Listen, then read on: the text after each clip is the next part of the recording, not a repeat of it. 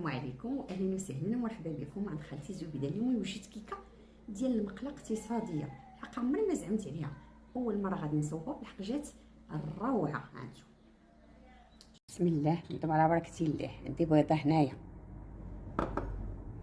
ونص كاس وشي شويه ديال السكر، نخلطو هاد الخليط، نخلطوه مزيان، ندير شويه ديال الملحه ونخلط، نزيد واحد نص كاس ديال الزيت ونخلطو، ونزيد نص كاس ديال الحليب ونخلط مزيان،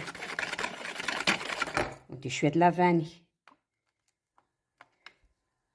ونخلطو، ندير واحد المعلقه صغيره ديال الخل، هي صغيره هكا، ونخلط مزيان المكونات. غنزيد نص كاس ديال الشوكولا كاكاو، اما المر واما العادي، انا عندي غير العادي، نحركو مزيان. نزيدو جوج كيسان ديال الطحين، جوج، ونزيدو خماره الحلوه ديال 7 غرام، هانا، ونخلطو هاد الخليط مزيان.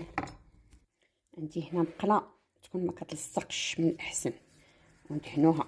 وها الكيكه احسن كيكه اقتصاديه بلا فرن، غير في المقلحت. الكيكه ديالي ها هي كي جات، وجات هشيشه رائعه. غادي نحاول نتقبها باش نسقيها، واخا ما تحتاجش، عرفتي جات هشيشه بزاف كاع هكا. وغادي نسقيها، درت هنا شويه السيرو، ما كان عندي شويه ديال الكراميل ودرت فيه، وغادي وغادي نسقيها.